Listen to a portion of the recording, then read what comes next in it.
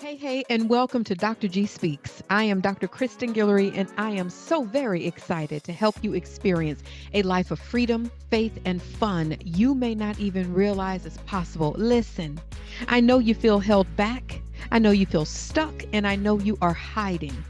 As a coach and the author of Look, Stop Hiding, How to Find Your Voice and Never Dim Your Light Again, you will get to listen to some amazing stories, receive some homework, that's the professor in me, and get some tools to help you live the life you deserve. It's time to quiet the noise and walk in the fullness of who God created you to be. It's time to stop hiding and start thriving. Together, we'll uncover your potential and ignite your journey to a fulfilling life, a life of freedom.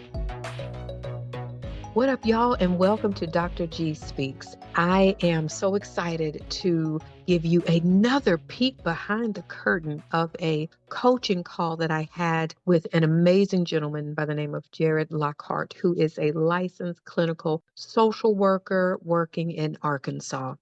He was so gracious to agree to allow you all to listen to some sensitive and personal points of his journey in hope that it may encourage you. And I was so proud and grateful that Jerrod was so open and transparent during this conversation about his brother, about legacy, about things that are holding him down. So take a listen.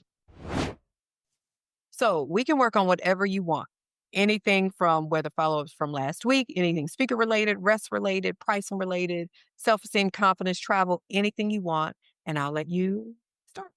So I would love to review my ICE statement with you, and then I'm sure it may flow into a few other things.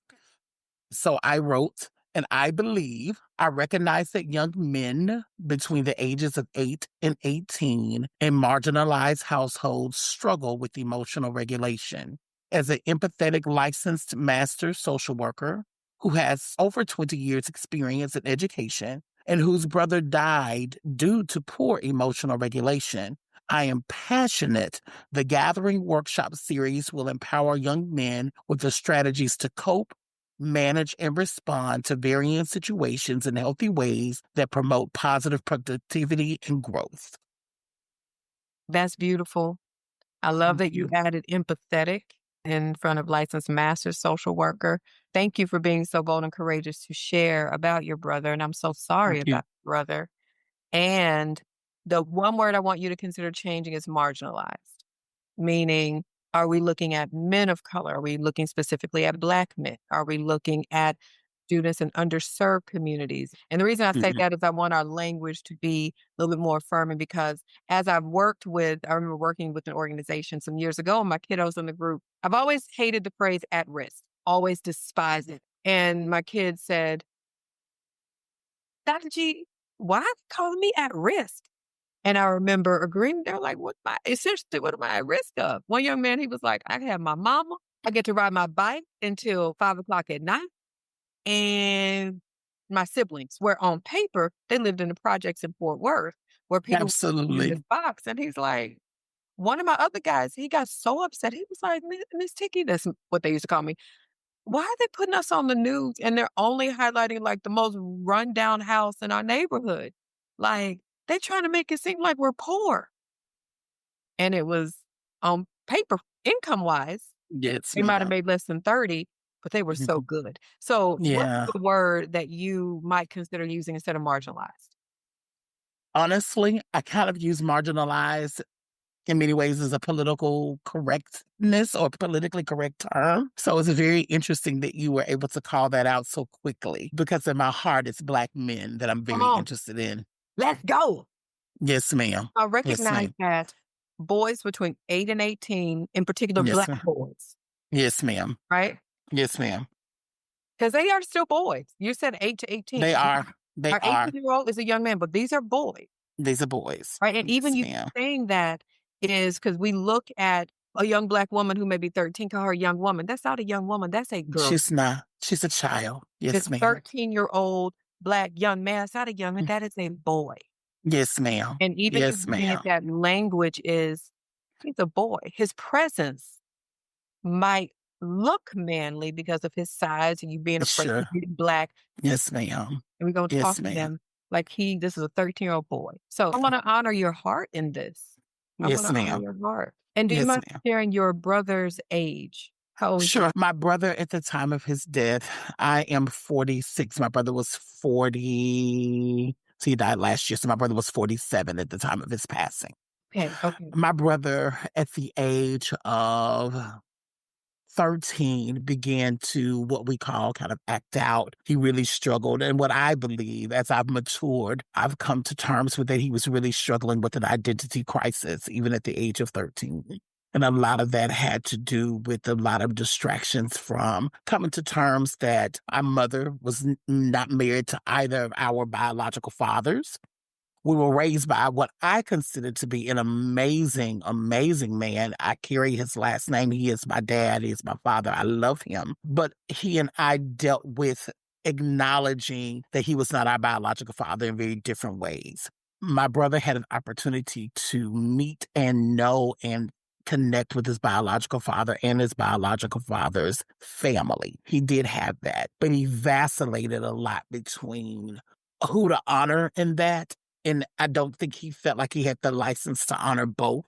I felt like he struggled with that some. Like, 'cause I think he felt like in some ways he would be disloyal to our mother because his biological father was not kind to our mother. But him knowing that that was a piece of who he was, my brother was very drawn to things that weren't allowed in our household, from various types of music to hanging out to extreme times in the evening. And so at an early age, he was, I'm going to say, asked to leave our home, but he made a choice to leave because here were the rules and he did not want to follow them. So he made the choice. He struggled being undiagnosed with some mental health issues, I feel like. My brother ended up spending some time in a gang. My brother was always angry, always mad, kind of at the world for different things. I think that he felt like, to some degree, my parents owed him more because they forced him to leave the house, kind of not acknowledging that it was just his decision to leave. But in my mind, a 17-year-old doesn't know what decision to make, mom and dad. But at the same time, do we force him to stay? It just was a lot. I don't know if there was necessarily a right answer. My brother ended up spending some time in prison, 10 years, in fact, where I feel like a lot of his maturation was stopped. That maturation turned into institutionalization, and that looks very different from my landscape. That's how I saw him. And so my brother was in prison from the time I was in the ninth, 10th grade, all the way to, I believe, probably if I was engaged and not had been married. No, he did attend my wedding. I was dating my wife at the time, and she and I didn't date till exclusively. We didn't date until probably I was done with my undergraduate degree 2, 3 years post that. So much of our life we had missed from each other. I did choose to go and visit him in prison. That was something I wanted to honor. I wanted to honor that he was my brother. He was my older brother. I wanted to honor that he had an influence in my life, and I wanted to maintain that relationship. And that was somewhat against my mother's wishes because she wanted me to go on with my life and continue to be what she frames as an amazing person, kid, responsible adult. She wanted me, in many ways, I was kind of her poster signature of all of her hard work. I was that for her. And so, in some ways, me visiting him was a reminder of her failures. I feel like she identified that my brother's life and the way he ended things was a failure. However, I firmly believe that she, loved her son, but just didn't know how to help him. So she was there while he was in prison. She, send things, do things. Even when he got out of prison, helping him to kind of get reintegrated into society, she took that as her responsibility, helping him from housing to clothes. He's even became an apprentice with my dad's company. My dad owns a small business in Little Rock. And so he worked beside him. My brother had a number of medical issues to where he ended up being classified as disabled. And again, I think that was a part of his struggle with coming to terms. He was just never could balance those emotions well. He was diagnosed kind of late with bipolar disorder. And I think that spoke to a lot of the things that we saw but didn't know how to classify growing up. he was kind of labeled as, oppositional defiant as a kid, those kinds of things, and not really treated and really diagnosed properly. I feel like if diagnosed earlier, those things could have been handled. And my brother just left this earth due to just the medical issues. He ended up having a seizure and could not recover. He was living with my uncle at the time, and it was into the wee hours of the morning. My uncle was asleep, did not hear him fall, those kinds of things. He notified my mother. She went to the scene. They called 911, and at that point, it appeared that he had started the stages of rigor. So it appeared that he had been dead for several hours, and no one knew that he had passed. And part of this is my way of honoring him. I remember trying to help. I was trying to figure out what was wrong with my brother, and I hate to say what was wrong with him. Maybe that's not the right phrase. I was trying to figure out why he ticked the way that he did, hence why mental health was something that I always wanted to do, and I took a very long time in doing it. I had actually completed my undergraduate, a master's degree, all the coursework for my first attempt at a doctoral program before I honored myself and went back to school to get my master's in social work because I knew that that's what I was interested in. But anyway, being my mama's poster child, I followed a certain roadmap that she wanted. Anyways, that's a whole nother story, and I'm not going to get into that right now, I don't think. But anyways, to kind of surmise that entering that program just changed how I see the world and how I see people, and understanding that there's levels to a person from the micro level to the macro level. Then there's even this meso piece, and how all of these things intertwine. So a lot of my work and a lot of my efforts with my brother was to see him who he was and meet him where he was. And then I would challenge macro systems, my parents and others who didn't meet him where he was. And so it was educating them on this is where he is. And to honor him, we need to meet him here. That doesn't mean that we don't challenge him to become a better version of himself, but we got to meet him where he is. And I think that education helped enlighten my parents a lot to understand where he was and what he was dealing with, even at the macro level, fighting for his care and ensuring he got the best care possible. My mother, there was some language she didn't understand. I was right there. Hey, put me on speakerphone. Hey, I said, I said, Mama asked for a social worker. There has to be a social worker in the hospital. Tell him these are the things that he needs. This is his diagnosis. We need to ensure that he's still getting his medication. He needs talk therapy. All of these things, we were advocating for. But at the same time, we were advocating more than what my brother wanted. He somehow got stuck in this space of anger or not really knowing how to properly address what he was feeling internally, that externally he was a heavy drinker, heavy smoker, used illicit drugs, was extremely promiscuous, ended up having a child out of that. And the child's mother denied my brother the opportunity to have a relationship, denied the birthright, saying essentially, oh, that's not your brother's child. And then, of course, on my brother's deathbed, she wants to say, that's his child. Just a lot of those things. And so I feel like my brother passed away unfulfilled, unhappy. And I feel like if he really learned how to properly manage and navigate his emotions, just maybe, things would have been a little bit better for him. He would have had a better sense of life, a better fulfilled life. He had a lot of goals and dreams that he wasn't able to fulfill in his life. And so when joining NLC, I knew that I wanted to do a capstone project that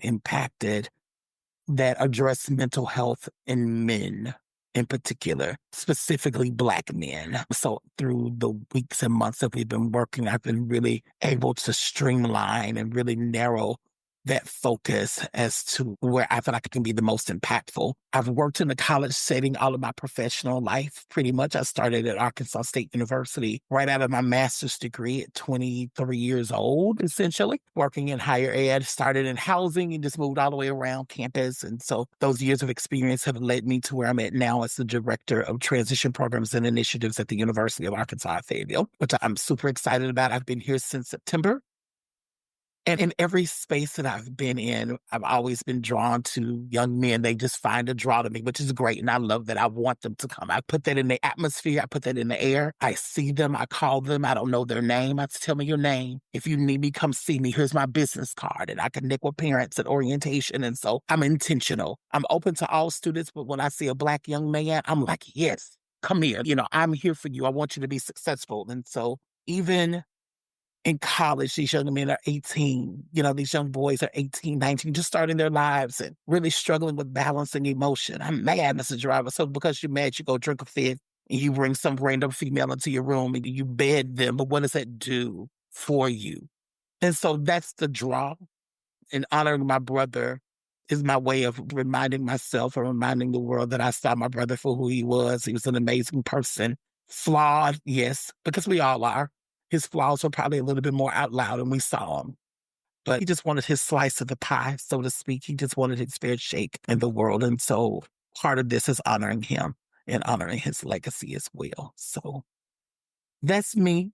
I rambled a bit, but that's No, where there was I'm at. there was no rambling. There was no rambling you just did at all. Thank you for sharing. Thank you Yes, for ma'am. honoring your brother in this way.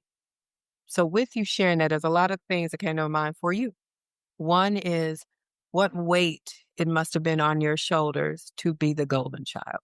What weight on your shoulders to not mess up. And I have to be the one. And almost believing or thinking that there was no space for you because maybe you didn't mess up at the level of your brother or Right. you didn't have the pain. And so that's heavy. That's heavy. And I want to encourage you to, in whatever work, whoever you're working with, whether your own counselor, pastor, whatever it is, to make sure that that's off you. Like, I'm human. And Mm, at times, individuals who are the golden child absorb everybody's pain. Like, okay, I'm going to go this route.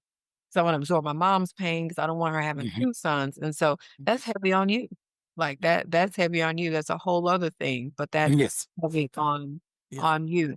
The Yeah. other thing that came is what you just shared for the most part of that, that is literally your keynote talk. Like literally your talk of literally how you started it, and then when you said, "And this is how I wanna honor my brother," of course, some details will move around, but you were sharing, and so that's one. The next thing that came is for you to consider speaking at social work conferences if you haven't already. So NASW, the local NASW, the other social work things, because literally how you were able to connect, here's personal experience, and here's why I got into the field, and had no idea the macro, literally social work programs would love to have you share your story in order to recruit students. I mean, for real. Yes, ma'am. That and as an aside, as you were sharing, if there's ever a need, we don't have to talk about this now, we can another time. If there's ever a need, I would be so happy and honored to come and bring candid conversations to your men, the young men on Yes. your campus. I would love to bring that to your campus. So just know that's in your back pocket. We can talk about that, but I'd love Okay. your passion for young boys, young men, and all that. So for you, I heard different audiences. I heard audiences of parents. I heard audiences of men, right? Men over 18. I heard audiences of youth. And so I think with the case of that I recognize, we're saying I recognize that these boys 8 to 18 deal with this, which means are you delivering your programming to these boys, right? Is that what it is? Yes, So ma'am. That's my goal. Yes, ma'am. encouragement is add, this is just a me thing, Yes, is ma'am. add an element for parents always. So one area that is an unintentional oversight in doing youth work is not having a parent piece because what Mhm. unintentionally can happen is you give these boys this amazing information and this amazing content and they go home and who's Mhm. there is throwing it out the window. What you talking about Mhm. affirmations? What you talking about breath work? What do you mean counseling? We don't do that. And to Mhm. bring and add a parental component in there in some way, even if they don't meet the same amount of time as the boys, and to also empower the parents and guardians to know that this is your children, right? So you're Mhm. not just going to bring them to a program and believe that the program's going to fix everything. You have to be aware Right. of what's going on and walk alongside them and go and seek help for yourself if needed. So you really do almost have like a wraparound opportunity where you are Yes, ma'am. providing this, and then here's encouragement for parents. And I really, really want to encourage you to take it a little further. Without me having heard any part of it, I can tell that it may be a little safe. And what I mean by safe is you call it, well, your facial expression confirms what I'm thinking. It's a little safe Mhm. and you can go a little further. Tell me what I mean when I say that, because I don't know what I mean. What do I mean when I say that? When I hear go further, I think dig deeper. There's some other elements of this to include the challenge with the parent piece, the challenge with even adult men. That's a huge challenge for me, and that's a whole nother conversation for another time. Being affirmed in the neighborhood that I grew up in, being the type of person that I am, going to college and all those things was not seen or affirmed as masculine. And so that whole identity piece and, fortunately within my household, my family, that was very affirmed, encouraged, celebrated, but also outside of that safe space of my family and parents, I could be kind of geeky and nerdy and laugh at funny stuff and talk about statistics, but outside of that space, it's safe for me to do these kinds of things. And so when you talk about even some adult men, I'm like, so yeah, challenging me to go further. That's And it what I doesn't mean mean. let me address all of Sure, it. Yeah, sure, I want sure. you to stay with the 8 to 18 and parent. The piece for men, that's something to think about. Okay, what would I do Mhm, for men? And I don't mean anything about this, but here's what I've learned that is a need for men. And I have been like, well, why is this event such a big deal? Y'all have men's conferences, y'all have this. And I want mhm, you what the men have shared. And after my uncle came to one of my events, he said, I went to this men's conference and it was 2,000 men. And he said, Ali, is this how our events are? I said, what? He said, we miss opportunities. He said it was a 2,000 men and we didn't mhm, talk to each other. We looked at the mhm, stage the whole time. He said, the reason the men at your event were so dumbfounded outside of a woman hosting it, you didn't like teach us. You guided us, but we mhm. talked. And in the space of first, just a safe space. Yes, Like, ma'am. that literally is Mhm. what it is. I'm not leading workshops, I'm not doing that. It literally is, "Gentlemen, your mistakes don't define you. I cannot tell you how to be a man because I am not a man, but I'm here Yes, to ma'am. provide a space for you to be seen, heard, affirmed, and celebrated." And then we go into some fun. I have them dancing, and then they do some pair work, and then they do small group conversation. So it's literally Black men need a space to be and lovingly checked and encouraged Yes, by ma'am. other men. Like Yep, that, what is yep. really needed. The loving check and push by other men. It's one thing for a woman to say, fellas, we need you to protect us more. Yep. And we do. We do. I mentioned that. It's Yes, another for a ma'am. man to come up and say, fellas, as one of my guys did. Darren is 6'4", about 330. And Darren said, I've never had to worry about somebody coming up to Right. I Yes, never have. ma'am. So all that being said, you have an opportunity, even if you're starting on a small group level. So for the men part, I want you to consider starting a small group, no more than 5 men. Okay. Okay. No more than 5 men. It could be an application process. You can do, and you are selected for this, and you are walking with these men for 6 months. Y'all meet virtually twice a month. You meet in person maybe 3 times in that. And I just want you to do this where you can go deep. You can walk with them, and it's not a one-off situation. And so Yes, ma'am. for that on that end, and then I love that. okay, good, good. I Okay, love that. It's talk about exciting that. for me, even as nervous as it is for me. It's exciting for me because it is such a good point, even shifting that, even seeing adult men. And I'm sure you've seen this too, some Dr. G, in your professional realm. It's so disheartening to see these adult educated men that do not know how to have proper emotional regulation. You are throwing a tantrum, sir. Mr. Chair, Mr. Dean, you're throwing a tantrum. You're bad. Well, you wanna know why? So the great lens that you have is you are aware. Yes, ma'am. You and not that other Black men don't, right? Right. But you are aware and you have been in tune with emotions since you were a child. So Yes, ma'am. seemingly, yes, you suppress some stuff like, okay, fine. You've allowed yourself to feel. You've allowed yourself, and you grew up in a place, it sounds like, that didn't say don't feel, right? So you grew up in Mhm. that didn't tell you stop crying, didn't tell you to do all that stuff. So you have a unique lens of seeing, why are you pitching a fit? Well, here is theory that I've said. There are a lot of men, since we're talking about men, there are a lot of men who are grown 5-year-olds. Okay. Oh, yes. Yes. Because around 5 or 6 is when men are told, stop crying. Don't do that. Go get it out on Mhm. the field. Okay. Then I stop. Physically grow up, but emotionally, I've experienced a couple. The one is this is a grown 5-year-old. So all this conversation that I would have with somebody else, he's not getting it, and it's not his fault. Mhm. I'm not excusing bad behavior. The other Sure. side of it is men that have numbed emotions, right? Numb them because I grew up in a neighborhood or grew up around fill in the blank, and those hard emotions are really hard. So for you to help them with even identifying emotions, and you could bring out the feelings wheel, you could bring out Mhm. other things and say, because men will say, I'm not emotional. Well, you are. You are emotional beings. By Humans are nature. Yes. emotional beings. Yes, You ma'am. may not allow it to be displayed visibly. You are feeling all the emotions. You just don't know what to call them or what to do because of men, it's either anger or a little bit of happiness. So that's an opportunity for you. So let me hear Yes, ma'am. what's coming to you, anything as I'm sharing for you. This is just, I could see faces. I could see people who could benefit in my family, outside of my family, my intimate kind of friend circles. You asked us to reach out to our friends and ask them about our superpower. So there was one that my brother Chris sent me a message, and we've been there for each other in some really hard moments in life. And one of the biggest ones was he had some infidelity in his marriage and it was exposed publicly, and just helping him navigate through that. And he was like, I will never have another set of brothers like you all. So he sent me a message. I asked him, let me find it. Here it is. And I told him where I was last week, and I asked him, and I said, we were challenged to ask some friends, what is our superpower? And this is what he said to me: compassion and empathy.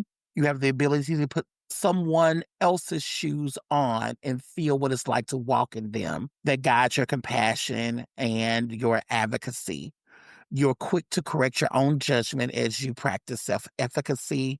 And there was one other statement I may have deleted that. So I'm a huge advocate for the man, right? And so I have a lot of female friends that'll say, he just get on my nerves, you don't know how to. And I try to say, wait a minute, put yourself in his shoes for just a moment. So for me, I'm excited about being able to kind of guide men through taking off this false layer or veneer that they have placed up on defining masculinity, help redefining that in really healthy ways. Yes, we're strong. Yes, we are providers, but also we feel we're vulnerable. We can be sad. We can be mad. We can be disappointed, and we can express those things in really healthy ways. And we can invite our spouses and those closest to us to connect and engage with us as we walk through those things, because oftentimes it's seen, and you know this in your work, it is seen as a weak if I tell you or if I show you any other emotion than anger or happy, you know, or that I'm very hypersexual. That's a whole nother thing that we deal with too in this thing called being a man. And I've seen it inside of Christendom because I identify as a Christian. So I see that in those spaces as well. And oftentimes that's a bit more hidden in those spaces because we say, oh, God's going to take care of me. That's very well is true, but you got to do some work there. And that's a whole nother layer of exposure that needs to happen for men to inside those walls of church and Christendom. We struggle with allowing men to really be healed. Anyway, but I can go on about that. But that's my wheelhouse. That's where I'm at. That was some good stuff, right, y'all? Join us next week for part 2, your affirmation for the week.